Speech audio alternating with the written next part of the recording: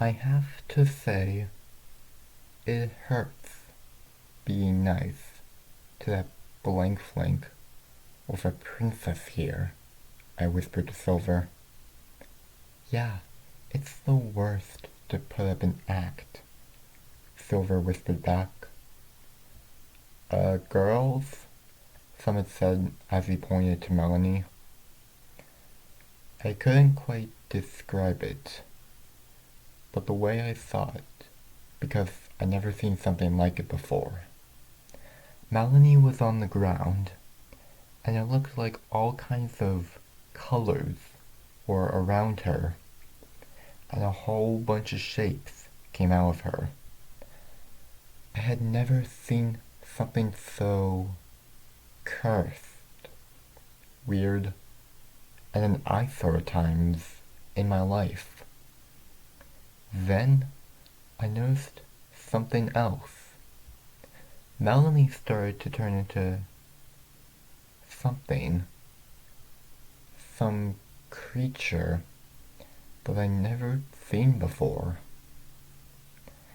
Her hooves started to break apart, with her top hooves breaking into what looked to be claws, and her bottom hooves turned into something of a dragon's foot. Her head also started to become a little different, with her face molding into a more taller circle. This lasted for a few seconds, and then she turned back into her pony self as she lay there on the ground, still shaking a little with each second. Melanie! I rushed over to her. What in Equestria was that? Silver asked in a confused and feverish voice. A glitch, I overheard Summit say in a quiet voice. Glitch? What in Celestia's name is a glitch?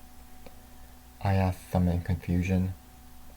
I'm sure you have great questions, and there's great answers to go along as well. But for now, we need to get to some pony who knows about parallel worlds or something like that. Summit said in a very strict, straight, and demanding tone, is what I gathered. But I don't understand, I said with a million things balancing on my head. I think we can help, I heard a voice say. I looked up and saw my parents walking towards us. My mother had a somewhat worried look on her face, while my father had a very difficult face. He looked like he was sad, but he was trying his hardest not to cry or look sad. Yet, you could still see he was very sad. Mommy? Daddy? I asked in confusion. We can explain everything when we get back to the house, my mommy said, as I now had even more questions, but I had to discard them for now, as me, Silver, Summit, and Melanie, along with my parents, were walking back to my house. When we got back to the living room, my daddy asked us to take a seat on our very big and oh so very comfortable couch. My mommy took a seat next to my daddy, who was beginning to break up as tears started to come down on his face. This, in fact, was the very first time I had ever seen a grown pony cry. And the first time I ever seen my father cry as well. What's going on? Melanie asked in a worried voice. Where do I begin? I heard my daddy say with sadness in his voice. So, I can't think of a good way to say this, but Diamond, you? You have a twin sister, my daddy said with the same sad voice he had. I... I do?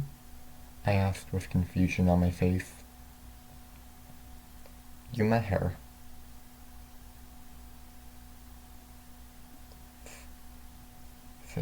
Sydney's. Your twin sister. My daddy said as I froze. It was somewhat hard to tell, but I think the four of us froze at that moment. Especially Melanie from what I saw. But again, it wasn't easy to tell. But I don't know a Sydney, I responded with confusion on my face. That's my real name, Diamond, Melanie said, as I froze, yet again. So, you've been lying to me? I asked in a tone of voice I haven't heard myself use before. Me and Summit, or Miles, I should say, we aren't from here, Sydney said, as yet another few questions came to my head. Talk about a family reunion, Miles said in a kind of funny voice. My father did something with his eyes, as if he was rolling them or something, but I didn't really know what it was. I would care to guess you want to know how this all makes sense, my daddy asked with a sadder tone than before. That would be good to know how this makes sense, Sydney said in a sad, yet kinda loud voice. I figured. I'll tell you everything, my father said as he began to speak. Long ago, I had a life in Sydney's world, the human world. I had a job as a researcher at this place called Alistair Corp. One day, we were studying dark matter and the idea of traveling between worlds when something went wrong in the lab. To this day, after countless hours of coming up with ideas, I still don't know what went wrong that day. I think I was to blame, since I forgot to drop the temperature in the lab, but I still don't know. Anyway, the dark matter went out of control, and for reasons I have yet to explain, portals began to open up in the lab, and through these portals, I saw your mother. A beautiful pony that I couldn't get my mind off of.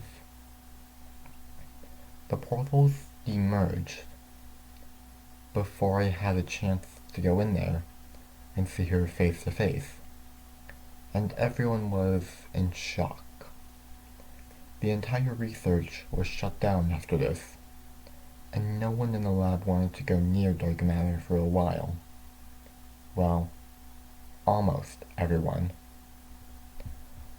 My idea of going to this other world and meeting that pony was too much for me.